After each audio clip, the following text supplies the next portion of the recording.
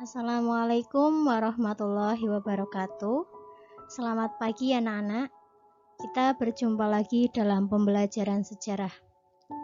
Baik, kemarin kita sudah mempelajari tentang pengertian integrasi dan disintegrasi. Nah, untuk hari ini kita akan membahas peristiwa disintegrasi yang dikarenakan adanya perbedaan ideologi. Salah satunya yang akan kita bahas adalah peristiwa PKI Madiun tahun 1948. Nah, kita perhatikan ya, gambar yang pertama itu adalah tugu atau monumen dari Desa Kresek, di mana Desa Kresek adalah tempat pembantaian para korban yang tidak suka dengan PKI. Di situ para korban itu dikubur baik mati maupun hidup. Nah, di monumen itu juga terdapat nama-nama korban dari keganasan PKI Madiun tahun 1948. Yang kedua, itu adalah gerbong Kertapati. Itu adalah gerbong yang digunakan oleh pabrik gula Rejosari untuk mengangkut tebu. Pada saat peristiwa PKI Madiun, gerbong tersebut digunakan untuk mengangkut korban, yang nantinya korban itu disiksa di pabrik gula, kemudian diangkut dan dikubur baik hidup maupun mati di Sumur Tua Soco di Kabupaten Magetan. Nah, ini yang ketiga adalah sumur atau tugu dari peringatan Desa Soco di Kabupaten Magetan. Di situ juga terdapat nama-nama korban keganasan dari PKI Madiun tahun 1948. Nah, kita perhatikan gambar yang keempat, itu adalah tugu dari peristiwa PKI Madiun tahun 1948. Di situ itu digambarkan tentang penyiksaan para PKI kepada para rakyat di Madiun, baik ulama, kemudian santri, dan juga para masyarakat biasa maupun militer.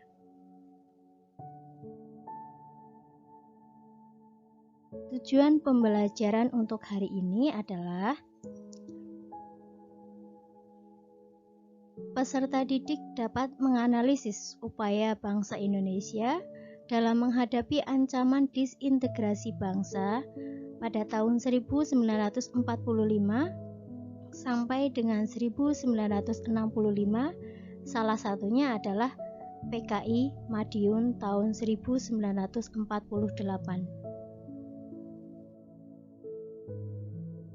Baik anak-anak, kita fokus tentang PKI Madiun. PKI Madiun sendiri itu terjadi di Madiun, Provinsi Jawa Timur, di mana Madiun ini sebagai basis dari PKI itu sendiri.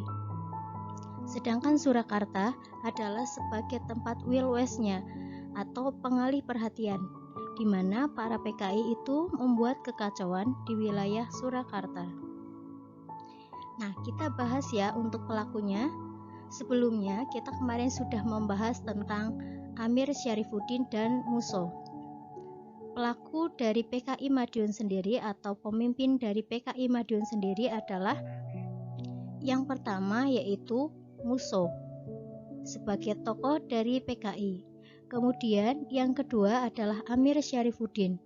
Beliau adalah mantan Perdana Menteri yang kemudian beliau menjadi oposisi dari pemerintah.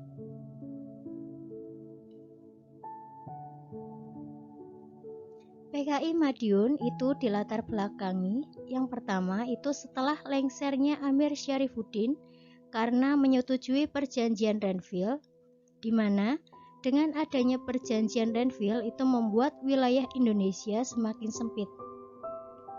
Karena wilayah Indonesia hanya terdiri dari Jawa Tengah, DIY, dan juga Surakarta.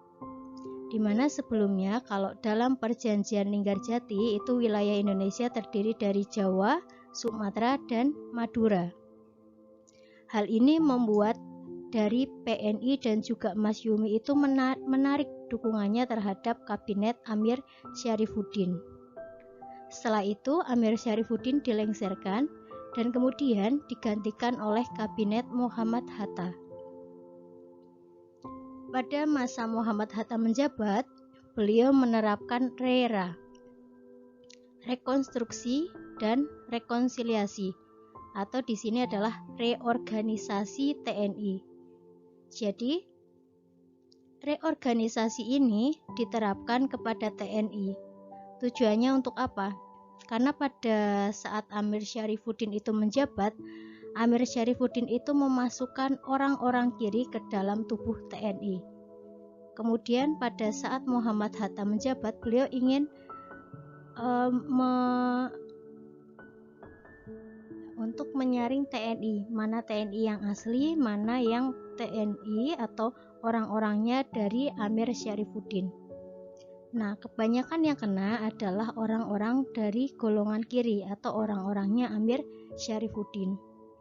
Sehingga nanti Amir Syarifuddin juga menentang kebijakan dari Muhammad Hatta. Nah, setelah itu orang-orang Amir Syarifuddin yang terkena RERA maupun orang kiri lainnya itu bergabung membentuk FDR, Front Demokrasi Rakyat. Hal itu juga dibarengi dengan kembalinya Musso ke Indonesia dari Uni Soviet, yang kemudian mereka nanti akhirnya bersatu untuk menjadi oposisi dari pemerintah.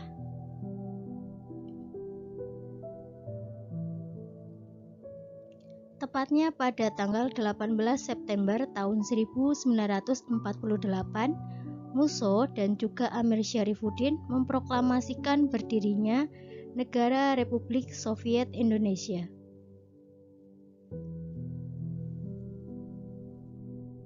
Tujuan dari adanya pemberontakan PKI Madiun adalah mendirikan negara Soviet Indonesia dan mengganti ideologi Pancasila dengan ideologi komunis. Peristiwa atau berbagai hal yang dilakukan oleh para PKI di Madiun.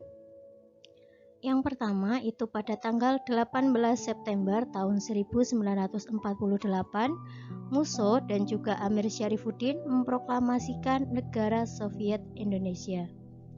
Yang kedua, itu mengadu domba TNI dari Divisi Panembahan Senopati dengan Divisi Siliwangi. Di sini maksudnya adalah ketika setelah perjanjian Renville, para TNI itu disuruh hijrah ke tempat atau ke wilayah Negara Kesatuan Republik Indonesia. Nah, kita kembali lagi ke perjanjian Renville. Perjanjian Renville, wilayah Indonesia kan hanya Jawa Tengah, DIY dan juga Sumatera. Nah, para TNI yang berada di Jawa Barat maupun di Jawa Timur itu disuruh pindah ke Jawa Tengah maupun DIY. Nah, kalau untuk Divisi Panembahan Senopati sendiri ini adalah TNI asli yang berasal dari Surakarta. Sedangkan Divisi Siliwangi ini berasal dari Jawa Barat. Nah, antara dua divisi itu kemudian diadu domba oleh PKI. Saat itu PKI itu mengadu domba dengan cara ada salah satu anggota dari Divisi Panembahan Senopati itu terbunuh. Tapi di situ dia meninggalkan jejak dari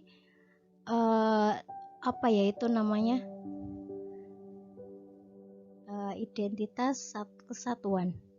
Jadi di sini Panembahan Senopati akhirnya salah paham. Begitu juga dengan Divisi Siliwangi.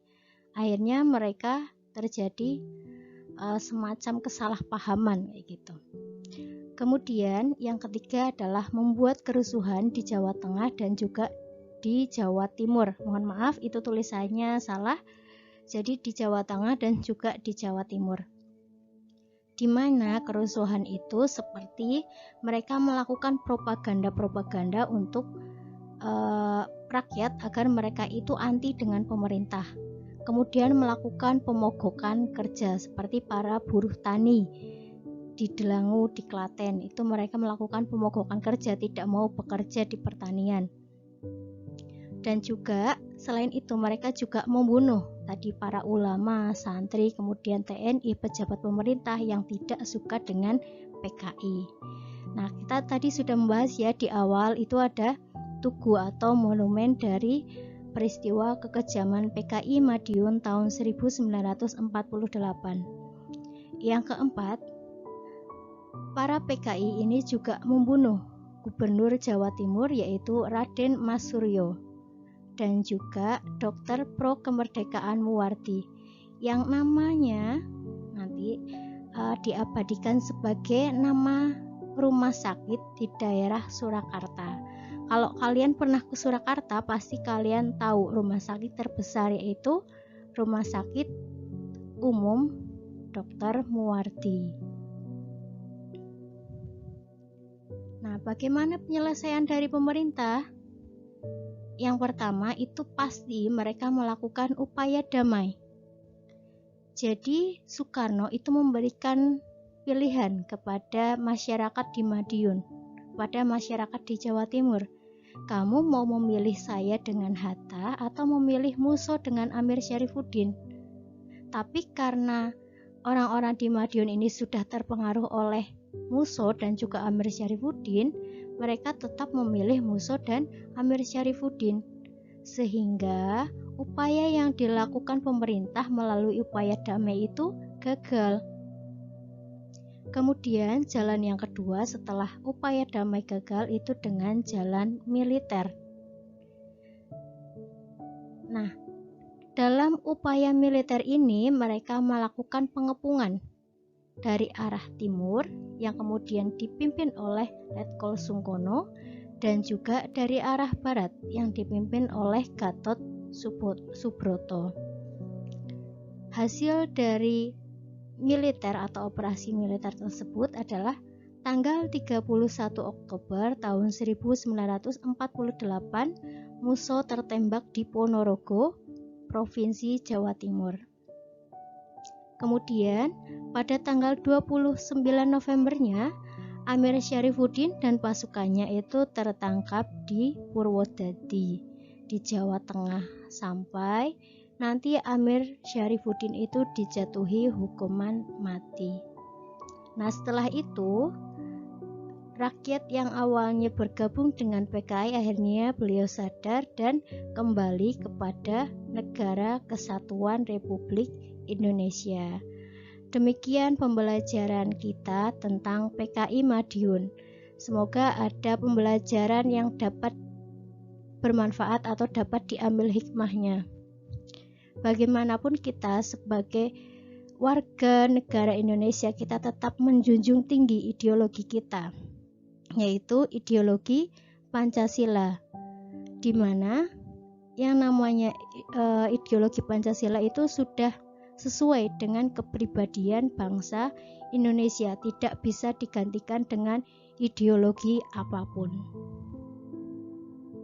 Demikian anak-anak, tetap semangat dan jaga kesehatan. Billahi taufiq wal hidayah. Wassalamualaikum warahmatullahi wabarakatuh.